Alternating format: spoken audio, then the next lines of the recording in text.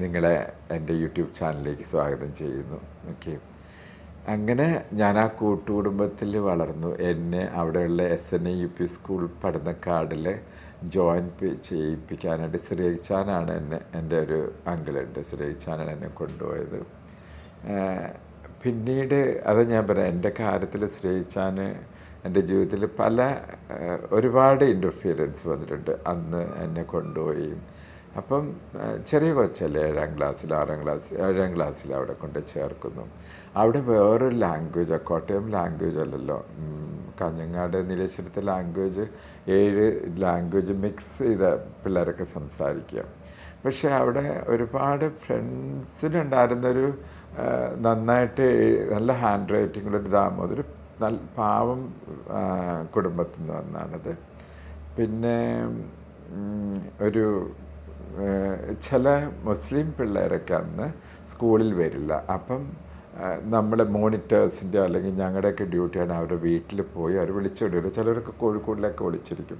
അങ്ങനെ ഒരു കൊച്ചുണ്ടായിരുന്നു, ഒരു കുഞ്ഞു മുഹമ്മദ്, എൻ്റെ തൊട്ടടുത്തിരിക്കുന്നത്. അദ്ദേഹം ഇപ്പം ദുബായിലുണ്ട്, ഒരു ക്ലീനിങ് കമ്പനിയിൽ ക്ലീനറായിട്ട് ജോലി ചെയ്യുന്നു. പിന്നെ സ്പോർട്സ് താരങ്ങൾ, കല്യാണി എന്ന് പറഞ്ഞ സ്പോർട്സ്, പിന്നെ എൻ്റെ ഒരു ഭാസ്കർ മാഷ്, ചന്ദ്രശേഖര മാഷ്, ഇവരൊക്കെ ആയിരുന്നു എൻ്റെ ആ സ്കൂളിലുള്ള ഇത്. അതിൻ്റെ അടുത്ത് തന്നെയാണ് TTC ട്രെയിനിങ് കോളേജ്. അപ്പോൾ അവരും വരും.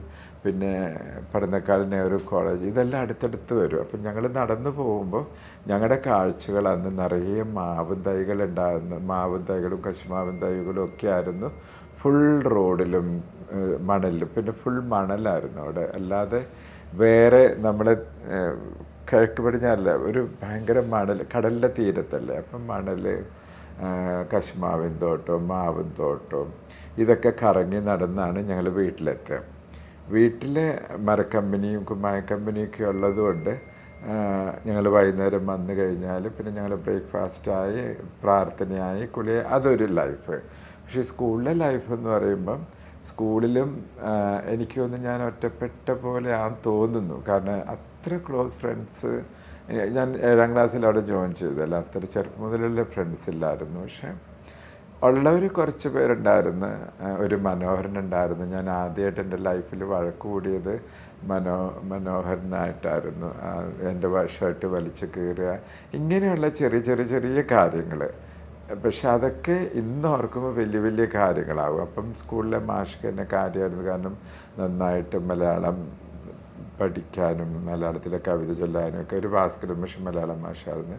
ചന്ദ്രശേഖരൻ സാറ് ഹെഡ് മാസ്റ്ററായിരുന്നു. ചെറിയൊരു സ്കൂൾ, അധികം കുട്ടികളൊന്നുമില്ലാതെ, കളിക്കാൻ ഇഷ്ടംപോലെ ഗ്രൗണ്ട്, നല്ല മണൽ ഗ്രൗണ്ടായിരുന്നു അന്ന്. അവിടുന്ന് സ്പോർട്സിന് പോകുന്ന കല്യാണിയാണ് ചാമ്പ്യൻസായി വരിക എപ്പോഴും. ഞങ്ങളുടെ സ്കൂളും രാജാസ് ഹൈസ്കൂളും തമ്മിലുള്ള ഒരു മത്സരങ്ങളൊക്കെ എപ്പോഴും രാജാസ് ഹൈസ്കൂളിലായിരുന്നു സ്പോർട്സ് മത്സരങ്ങളൊക്കെ. പിന്നെ ആർട്സിലാണെങ്കിൽ ഞാൻ പാട്ട് പാടാനും പ്രസംഗിക്കാനും ഒക്കെ ജോയിൻ ചെയ്യുമായിരുന്നു. ഇങ്ങനെ ഒരു സ്കൂൾ ലൈഫായിരുന്നു എൻ്റേത്. പക്ഷേ ഒരു ക്ലോസ്നെസ് ഉണ്ടായിരുന്നില്ല എപ്പോഴും. എനിക്ക് തോന്നുന്നത് എൻ്റെ ഒരു പാകപ്പിഴയായിരിക്കും, ഒരു ഫ്രണ്ട്ഷിപ്പിലൊരു ക്ലോസ് ആയിട്ടുള്ളവരുണ്ടായിരുന്നില്ല എനിക്കങ്ങനെ. അങ്ങനെയൊക്കെ ലൈഫ് ഒഴുകിക്കൊണ്ടിരിക്കുന്നു, പഠിത്തം. പക്ഷേ പ്രശ്നം എന്താണെന്ന് വെച്ചാൽ, ഞാൻ എൻ്റെ പഠിത്തത്തെ നോക്കാനോ എൻ്റെ കഴിവുകൾ പ്രശംസിക്കാനോ കൊണ്ടു നടക്കാനോ ആരുമില്ലായിരുന്നു.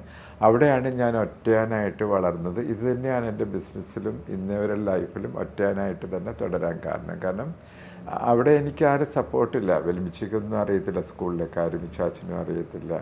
പിന്നെ എൻ്റെ ബന്ധുക്കൾക്കാരും എൻ്റെ കാര്യം നോക്കാൻ നേരം ഉണ്ടായിരുന്നു? ആർക്കും നേരമില്ല. അപ്പം ഞാൻ തന്നെ ഭക്ഷണം കഴിക്കണം, ഞാൻ തന്നെ എൻ്റെ കുളിക്കണം, ഡ്രസ്സ് വാഷ് ചെയ്യണം, ഇതൊക്കെ ഞാൻ തന്നെയൊക്കെ ചെയ്തുകൊണ്ടിട്ടുണ്ടായിരുന്നു. പക്ഷെ അവിടെ അന്നേരം കൊട്ടു എന്ന് പറഞ്ഞിട്ടൊരു പണിക്കാരത്തിണ്ടായിരുന്നു. ഒരു ചെറിയ ഉയരമില്ലാത്ത കറുത്തെന്നല്ല, മീൻസ് അവിടെയുള്ള ഒരു ആ കൊട്ടു ആയിരുന്നു എനിക്ക് ഭക്ഷണത്തിൻ്റെതെല്ലാം.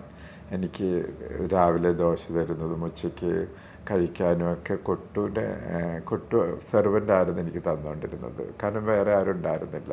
പക്ഷെ കഴിക്കുന്ന എല്ലാവരും ഒന്നിച്ചാരും പുള്ളിക്കാരത്തെ എനിക്ക് വേണ്ടി സ്പെഷ്യലായിട്ട് തരുമായിരുന്നു. പിന്നെ കുഞ്ഞുമ്മ, എൻ്റെ അമ്മയുടെ സിസ്റ്റർ, അവരൊക്കെ എൻ്റെ കാര്യങ്ങൾ, ഭക്ഷണത്തിൻ്റെ കാര്യങ്ങളൊക്കെ നോക്കിയിരുന്നു. അതിലപ്പുറം അവർക്കൊന്നും പറ്റത്തില്ല. പക്ഷെ ഞങ്ങൾ പിള്ളേർ തമ്മിൽ ഭയങ്കര ബൗണ്ടഡായിരുന്നു, ഡാൻസിലും പാട്ടിലും അതിലുമൊക്കെ.